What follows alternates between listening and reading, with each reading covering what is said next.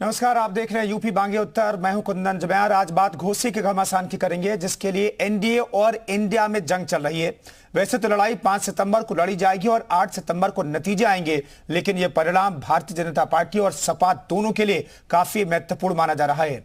दरअसल इस परिणाम के जरिए दोनों ही दल अपनी ताकत का प्रदर्शन करेंगे। ऐसे में घोसी उपचुनाव बीजेपी और सपा की राजनीतिक पकड़ का विषय बन गया है। इसलिए दोनों ही दलों ने योद्धाओं को उतारने के अलावा जीत के लिए जान की बाजी लगा दी है। एक दूसरे पर तीखे तीखे हमले बोले जा रहे हैं। इस बीच कौन सी पार्टी इस उपचुनाव में किसके साथ खड़ी है, साफ हो गया है। सपा ने इंडिया के सहयोग से साथ का आह्वान किया तो किसी ने निराश नहीं किया। दरअसल कांग्रेस और अपना दल कबीराबादी ने चिट्ठी लिखकर सपा कैंडिडेट का समर्थन कर दिया है।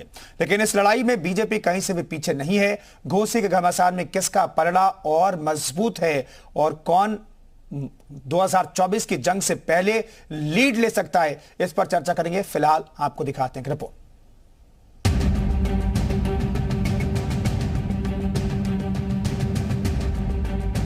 घोसी के घमासान को 2024 का लिटमस टेस्ट माना जा रहा है। इस उपचुनाव में दोनों गठबंधन एनडीए और इंडिया आमने सामने हैं। कौन किसके साथ खड़ा है, पिक्चर क्लियर हो चुकी है, क्योंकि चुनाव में ज्यादा वक्त नहीं है। सपा के साथ मुख्तार अंसारी का परिवार खड़ा है, क्योंकि मुख्तार का भतीजा सपा कैंडिडेट के लिए खुलकर प्रचार कर रहा है। अपना दल कबीराबादी और कांग्रेस ने चिट्ठी लिखकर अपना समर्थन सपा को दिया है। वहीं उपचुनाव की इस जंग में बीजेपी के साथ सुहेलदेव भारतीय समाज पार्टी, अपना दल एस और निषाद पार्टी है। एनडीए के घटक दलों ने घोसी सीट पर जीत के लिए पूरी ताकत झोंक दी है। निषाद पार्टी के अध्यक्ष डॉक्टर संजय निषाद और सुहेलदेव भारतीय समाज पार्टी के अध्यक्ष ओपी राजभर की लगातार सभाएं चल रही है। इनके अलावा बीजेपी के कई दिग्गज घोसी 24 का ये संविधान है, ये 2024 का भी है, 27 का भी है। और जनमानस की आवाज है, भाजपा के पक्ष में है, कमल के पक्ष में है। और मुझे पूर्ण विश्वास है कि घोसी में कमल खिलेगा। साइकिल पंचर करने का काम फिर से जनता करेगी और सपा अस्त होता हुआ सूरज। भाजपा और सपा दोनों इस चुनाव में जीत दर्ज कर पूरे प्रदेश में एक अहम संदेश देने की कोशिश कर रहे हैं। अगर बीजेपी जीती तो संदेश साफ जाएगा कि एनडीए की स्थिति और समीकरण दोनों मजबूत है। अगर पार्टी को हार मिली तो विपक्षी गठबंधन के लिए ये टॉनिक का काम करेगा। अखिलेश यादव इसके बाद केंद्र और राज्य सरकार के खिलाफ अधिक हमलावर हो सकते हैं। लेकिन इस बीच अपने बयानों से हमेशा सबको चौंकाने वाले और एनडीए गठबंधन में हाल ही में शामिल हुए राजभर एक बार फिर अखिलेश पर बयान देकर सबको चौंका दिया है। समाजवादी पार्टी के लोग झूठ बोलने में बहुत माहिर हैं। सीबीआई जाके राती के मिली है प्रधानमंत्री से, राती की मिली है मुख्यमंत्री से कि जान बचाओ। जब ये सरकार में थे तो राजभर महक रहा था, उनके कुर्ते महकते थे, उनके सब बदन से बदबू आ रहा था। जब पुलिस की भर्ती होती थी तब न राजभर दिखाई देता था, न चौहान बिंद केवट मल्ला पाल प्रजापति कुमार धोबी दरकार नहीं दिखाई देता था। भारतीय जनता पार्टी का असली जो बहुत हो समाजवादी पार्टी का लोग कि Bahujan Samaj party B team है, तो ओम प्रकाश राजभर का कौन कि भाजपा का बी टीम समाजवादी पार्टी हो, सिद्ध कर देते। कैसे हो? राती के चोरी से गुलदस्ता लेके जाना योगी की है अखिलेश जी। ये राजभर की हमलावर स्ट्रेटेजी हो सकती है, लेकिन सपा ने भी राजभर के खिलाफ हमलों की तोप खोल रखी है।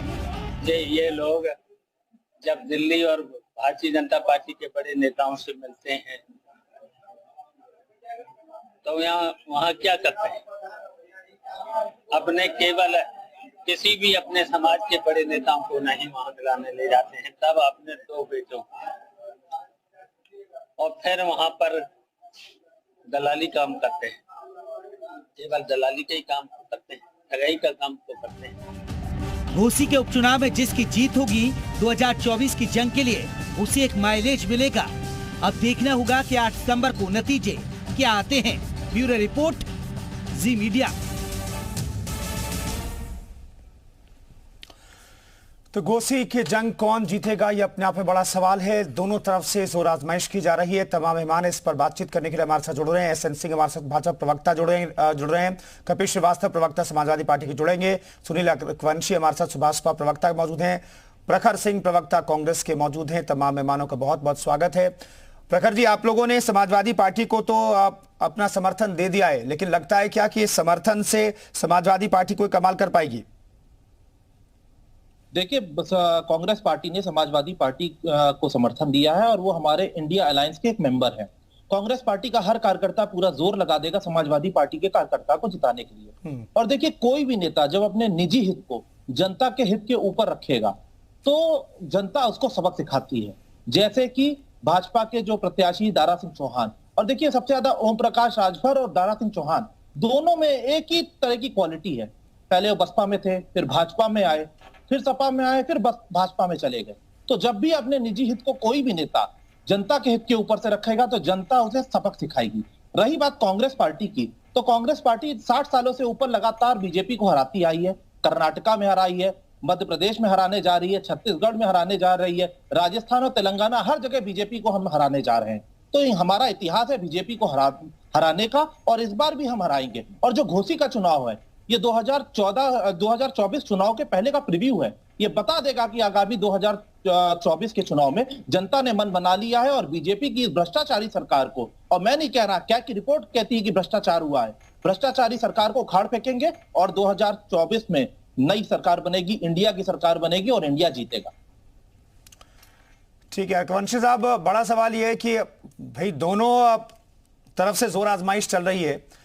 आप लोगों ने समर्थन दिया है एनडीए, चूंकि एनडीए का हिस्सा है आप लोग, लेकिन मेरा सवाल है कि यहां पर जो दारा सिंह चौहान जीते थे पिछला चुनाव, इस बार ये तय हो जाएगा क्या कि ये चुनाव दारा सिंह जीते थे या फिर समाजवादी पार्टी जीती थी? नहीं, देखिए कुंदन जी, अभी हमारे कांग्रेस के प्रवक्ता बहुत बड़ी बड़ी बातें कर रहे थे, मगर उन्होंने अपनी जमीन के बारे में नहीं बताया कि उत्तर प्रदेश में उनकी जमीन क्या है। आज खाली टीवी चैनल पर आके बड़ी बड़ी बातें करना तो सबको बहुत आ रहा है, मगर धरातल पर जब आप देखिएगा तो वहां पर कुछ भी नजर नहीं आता। ना समाजवादी पार्टी के पास है, ना कांग्रेस के पास है। इनका कांग्रेस का उत्तर प्रदेश में देख लीजिए कि कितना बड़ा जनाधार है। तो रही बात मानी दारा सिंह चौहान जी को भारतीय जनता पार्टी और एनडीए ने जो प्रत्याशी बनाया है, बहुत सोच समझ कर प्रत्याशी बनाया है। और आखिर उन्होंने छोड़ने की वजह क्या समझी, समाजवादी पार्टी को क्यों छोड़ा? क्योंकि समाजवादी पार्टी कथनी और करनी में अंतर है। आज समाजवादी पार्टी को प्रचार करने के लिए गली गली जाना पड़ा। क्यों जाना पड़ा? क्योंकि उनकी विश्वास जो कर रही थी जनता, उनके ऊपर करना का काम किया था। 2022 में माननीय राष्ट्रीय अध्यक्ष श्री ओम प्रकाश राजभर जी के द्वारा उनको पूर्वांचल की धरती पर सीटें प्राप्त हुई थी, वोट प्राप्त हुआ था, तो वो सब कुछ खिसक गया है। जब राष्ट्रीय अध्यक्ष माननीय श्री ओम प्रकाश राजभर जी जैसे एनडीए में गए, समाजवादी पार्टी के कहा यह जा रहा कि उसके पैरों तले जमीन खिसक गई। तो आज वो गली गली जाने का जरूर प्रयास करे, मगर अब जनता उन पर विश्वास नहीं करेगी। जनता उनको बिल्कुल दरकिनार कर चुकी है। अब उनके बहकावे में नहीं आना है, क्योंकि आप जब सरकार थी तब आरक्षण की बात नहीं करते थे, जब सरकार थी तब आप जातिगत जनगणना की बात नहीं करते थे, जब सरकार थी तब आप पिछड़ा वर्ग को जो है न्याय समिति की रिपोर्ट लागू करने के लिए कहा गया था। हाईकोर्ट ने कहा था 13 में कि भाई जो पिछड़े वर्ग के लोग हैं, पिछड़े के लोग हैं, उनको हिस्सेदारी देने का काम किया जाए। तब तो आपने देने का काम नहीं किया, मगर आज अब आप कह रहे हैं कि सरकार बना दीजिए तो जनगणना करा देंगे, सरकार बना दीजिए तब हम ये करा देंगे। अरे जब आपकी सरकार थी तब आप क्या करते रहे? खामखा में आप उत्तर प्रदेश की जनता को मूर्ख बनाते रहे, उत्तर प्रदेश में पिछड़े समाज को मूर्ख बनाते रहे। आपको आज की तारीख में कोई पिछड़ा नेता पसंद नहीं है, इसलिए आप पिछड़े नेताओं की खिलाफत करने का काम करते हैं। आपके पार्टी के नेता, आप कहीं हमारे राष्ट्रीय अध्यक्ष जी को गलत गलत शब्दों का प्रयोग करने का काम करते हैं। आपके राष्ट्रीय नेता जो है हमारे नेताजी को गलत बोलने का काम करते। तो अब ये जनता जान चुकी है कि आप पिछड़ों के कितने हितैषी है और आप पिछड़ों को कोई हिस्सेदारी देना नहीं चाहते, इसलिए पिछड़ों का अपमान करना चाहते। तो पिछड़ों का अपमान करने से आपको वोट मिलने वाला नहीं है। तो उत्तर प्रदेश में जो आज ये घोसी का चुनाव हो रहा है, घोसी का चुनाव, आप इस चुनाव से ही सबक ले लीजिएगा कि उत्तर प्रदेश में कि आपको जनता ने कितना विश्वास दिया, और आने वाला 2024 आपके बस का कुछ भी नहीं रह गया। इसलिए आप अब जो है खाली पिकनिक मनाने का काम करिए, खाली जाइए चुनाव के नाम पर जो है पिकनिक मनाइए, आपके कार्यकर्ता वहां पिकनिक मनाए। इसके अलावा समाजवादी पार्टी के पास कुछ भी नहीं रह गया। ठीक है।